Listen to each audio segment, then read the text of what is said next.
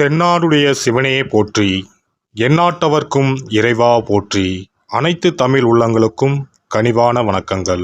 நாம் தற்போது 2025ஆம் ஆண்டின் இறுதியை நெருங்கிக் கொண்டிருக்கிறோம். 2026ஆம் ஆண்டின் முதல் மாதமான ஜனவரி மாதத்தில் நுழைய உள்ளோம். நிகழும் ஸ்ரீ மங்களகரமான விசுவாச ஆண்டு மார்கழி மாதம் 17ஆம் நாள் திரியோதசி திதியில் ரோகிணி நட்சத்திரத்தில் சுபம் நாமயோகத்தில் கௌளவம் கர்ணத்தில் சித்த யோகத்தில் வியாழக்கிழமை அன்று இந்த மகத்தான ஜனவரி மாதம் பிறக்கின்றது. இந்த மாதத்தில் பல கிரகங்கள் தங்களின் நிலைகளை மாற்ற உள்ளன. ஜோதிட சாஸ்திரப்படி ஜனவரி 1, 2026இல் கிரகங்களின் சிறப்பு சேர்க்கையால் உருவாகும் மிகப்பெரிய யோகமான சங்கோண யோகம் ஒரு சில ராசிக்காரர்களுக்கு மங்களகரமானதாகவும் அதிர்ஷ்டமானதாகவும் வாழ்வில் புதிய வெளிச்சம் தருவதாகவும் அமையும். ஜனவரி மாதம் 13ஆம் தேதி செல்வத்தின் அதிபதியான சுக்கிர பகவான் மகர ராசிக்கு செல்ல உள்ளார். ஜனவரி மாதம் 15ஆம் தேதி கிரகங்களின் தலைவனாக கருதப்படும் சூரிய பகவான் மகர ராசிக்குள் நுழைய உள்ளார்.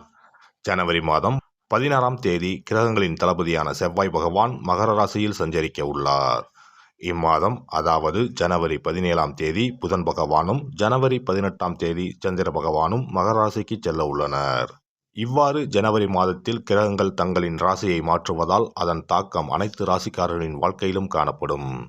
குறிப்பாக சில ராசிக்காரர்களுக்கு அதிர்ஷ்டம் பிரகாசிக்கப் போகிறது. இதன் விளைவாக தொழில் மற்றும் வணிகத்தில் நல்ல முன்னேற்றம் ஏற்பட போகிறது. அதே சமயம் ஆரோக்கியமும் சிறப்பாக இருக்கப் போகிறது. மேலும் சில ராசிக்காரர்களுக்கு கண்டமும் காத்திருக்கிறது. உயிர் போகும் ஆபத்து கூட வரலாம். எச்சரிக்கையாக இருக்கவும்.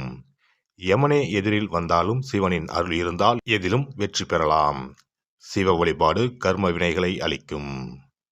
இந்த கிரகங்களின் பெயர்ச்சியால் இம்மாதம் உங்கள் வாழ்வில் நடக்க இருக்கும் சுப மற்றும் அசுப பலன்கள் என்ன என்பதனையும், அசுப பலன்கள் ஏற்படுமாயின் ராசிக்காரர்கள் செய்ய வேண்டிய பரிகாரம் என்ன, வழிபட வேண்டிய தெய்வம் யார் என்பதனை பற்றியும் விரிவாக காண்போம்.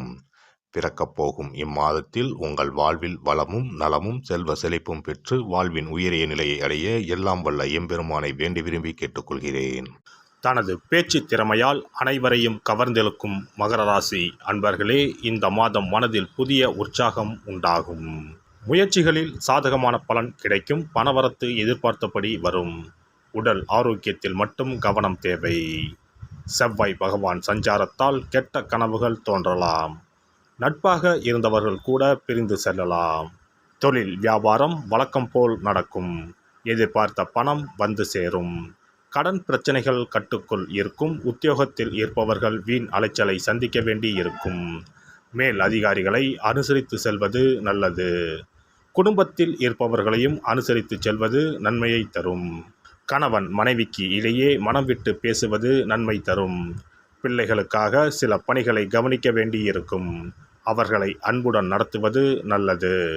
பெண்களை பொறுத்தவரை இந்த மாதம் நீங்கள் எடுக்கும் முயற்சிகளில் சாதகமான பலன் கிடைக்கும். உடல் ஆரோக்கியத்தில் கவனம் தேவை. பணவரத்து திருப்தி தரும். கலைத்துறையினருக்கு புதிய முயற்சிகளை தள்ளி போடுவது நல்லது. வீண் அலைச்சலும் காரிய தாமதமும் ஏற்படலாம். கவனம் தேவை. அரசியல் துறையினர் பல தடைகளை தாண்டி செயல்பட வேண்டியிருக்கும். எதிர்பார்த்த லாபம் வந்து சேரும். செயல் திறமை வெளிப்படும். சுதந்திரமாக செயல்படும் வாய்ப்புகள் கிடைக்கும். வரவேண்டிய பணம் வந்து சேரும். மாணவர்களுக்கு கல்வி தொடர்பான விஷயங்களில் எதிர்பார்த்த பலன் கிடைக்கும். மனதில் இருந்த கவலை நீங்கும். நட்சத்திர பலன்கள் உத்திராடம் 2, 3, 4ஆம் பாதங்கள். இந்த மாதம் எதிலும் கூடுதல் கவனத்துடன் இருப்பது நல்லது. வீண் அலைச்சல் காரிய தாமதம் உண்டாகலாம். குடும்பத்தில் அமைதி நிலவும். லாப நஷ்டங்களை அறிந்து அதற்கேற்றவாறு செயல்படுங்கள். மனக்குழப்பம் நீங்கி தெளிவான முடிவுகளை எடுப்பீர்கள். திருவோணம் நட்சத்திரம். இந்த மாதம் ஆக்கப்பூர்வமான யோசனைகளால் காரிய வெற்றி உண்டாகும். மற்றவர்களிடம் பழகும்போது கவனமாக இருப்பது நல்லது. சமூகத்தில் கௌரவம் அந்தஸ்து அதிகரிக்கும். தொழில் வியாபாரம் தொடர்பான பணிகளில் கூடுதல் கவனம் செலுத்தி அவற்றை வெற்றிகரமாக செய்து முடிப்பீர்கள். அவ்விட்டம் 1, 2ஆம் பாதங்கள். இந்த மாதம் வியாபாரம் தொடர்பான பயணங்கள் லாபம் தருவதாக இருக்கும். உத்தியோகத்தில் இருப்பவர்கள் மேல் அதிகாரிகள் கொடுத்த வேலைகளை கவனமாக செய்து முடித்து பாராட்டுகளை பெறுவீர்கள். செயல்திறமை அதிகரிக்கும். விநாயகருக்கு அருகம்புல் மாலை போட்டு வணங்க எடுத்த காரியத்தில் வெற்றி உண்டாகும். மனதில் தைரியம் கூடும். சிறப்பு தொகுப்பு. கண் திருஷ்டிகள் அகன்று தடைப்பட்டு கொண்டிருக்கும் காரியங்கள் நிறைவேற செய்ய வேண்டிய பரிகாரம் என்ன என்பதனை பற்றி காண்போம். வாழ்க்கையில் நல்ல நிலையில் இருந்தவர்கள் கூட திடீரென்று பொருளாதாரம் இழந்து மன கஷ்டங்களுடன் வாழும் நிலை ஏற்படும். இந்த நிலை எதனால் ஏற்பட்டது என்று ஆராய்ந்து பார்த்தால் பெரும்பாலும் அவர்களின் மீதான கண் திருஷ்டிதான் காரணமாக இருக்கும். கல்லடி பட்டாலும் கண்ணடி படக்கூடாது என்று சொல்வார்கள் அல்லவா, அது உண்மைதான். இது போன்ற பிறரின் பொறாமை கொண்ட கண் திருஷ்டியினால் பலரின் வாழ்க்கை சிரமத்திற்கு ஆளாக நேரிடும். இது போன்ற கண் திருஷ்டிகளிலிருந்து எப்படி தப்பிப்பது? இருக்கவே இருக்கிறது எளிதாக கிடைக்கும் ஊமத்தஞ்செடி. தெய்வ சக்தி நிறைந்த செடியாக கருதப்படும் ஊமத்தஞ்செடியின் காய், பூ, இலைகள் என அனைத்தும் தீய சக்திகள் விரட்ட பரிகாரத்துக்கு பயன்படுகிறது. பொதுவாக ஊமத்தம் காய்க்கு கெடுதலை அகற்றக்கூடிய சக்தி உண்டு. நம் வீட்டில் உள்ள எதிர்மறை சக்தியை அகற்றுவதற்கு ஊமத்தங்காய் தீபம் சிறந்த பரிகாரமாகிறது. தெய்வீக மகத்துவம் நிறைந்த ஊமத்தங்காய் மற்றும் பூவையும் எடுத்துக்கொள்ளுங்கள். வீட்டுக்கு அருகில் இல்லை என்றால் நாட்டு மருந்து கடைகளில் கிடைக்கும். இந்த 2 பொருட்களையும் மஞ்சள் தண்ணீரை கொண்டு நன்றாக கழுவி விடுங்கள். சிறிது நேரம் அவற்றிலுள்ள ஈரம் போக ஆறவிட்டு பிறகு அவற்றை ஒரு மஞ்சள் துணியில் குலதெய்வத்தை வேண்டி ₹1 நாணயத்தோடு சேர்த்து முடிந்து வீட்டின் நிலைப்படியில் கட்டி தொங்க விடுங்கள். இந்த முடிச்சை வெள்ளிக்கிழமை அல்லது ஞாயிற்றுக்கிழமைகளில் தயார் செய்து வாசல் படியில் கட்டுவது சிறப்பு. தினமும் வீட்டில் தீபம் ஏற்றி காண்பிக்கும் போது இந்த முடிச்சுக்கும் காண்பிக்கவும்.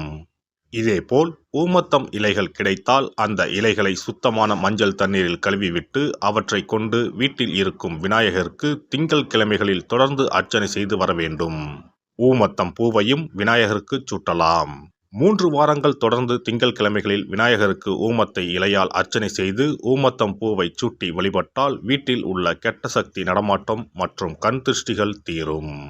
ஊமத்தம் செடியும் சிவபெருமானுக்கு உகந்த இலை ஆகும். இந்த ஊமத்தங்காய் வைத்து சிவபெருமானுக்கு தீபம் ஏற்றி வழிபடுவதன் மூலம் நமது பிரச்சனைகளில் இருந்து எளிதாக விடுபட முடியும். முதலில் 2 ஊமத்தங்காய்களை எடுத்துக்கொள்ள வேண்டும். அவற்றின் மீது முட்கள் இருப்பதால் மிகவும் கவனமாக கையாள வேண்டும். ஊமத்தங்காயின் காம்பு பகுதிகளை வெட்டி கொண்டு கத்தியை பயன்படுத்தி ஊமத்தங்காயின் உள்ளே இருக்கும் விதை பகுதியை முழுவதுமாக நீக்கிவிட வேண்டும். பின்னர் 2 அகல் விளக்குகள் மற்றும் விளக்கு வைப்பதற்கான 2 தட்டுகளை எடுத்து சுத்தம் செய்து அவற்றிற்கு மஞ்சள் குங்குமம் போட்டு வைத்துக் கொள்ள வேண்டும்.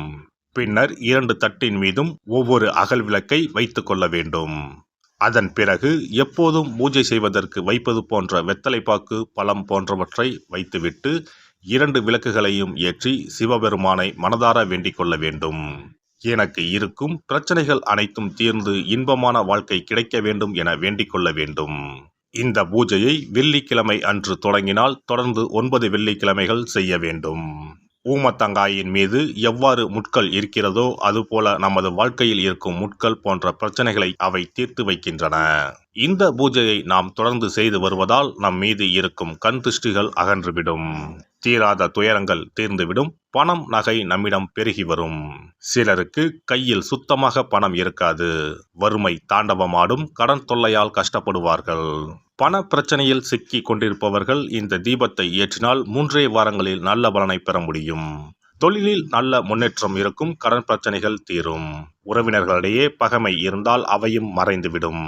நோய்வாய் உள்ளவர்கள் இந்த தீபத்தை ஏற்றுவதன் மூலம் நல்ல பலனை பெற முடியும். பொதுவாகவே எந்த பரிகாரம் என்றாலும் அதை முழு நம்பிக்கையுடன் செய்தால் மட்டுமே முழு பலன் கிடைக்கும் என்பதை நினைவில் கொள்ளுங்கள். எல்லாம் வல்ல இறையருளால் நீங்களும் உங்கள் அன்பு குடும்பமும் உடல் நலம், நீலாயுள், நிறை செல்வம், உயர் புகழ், மெய்ஞானம் ஓங்கி வாழ்க வளமுடன்.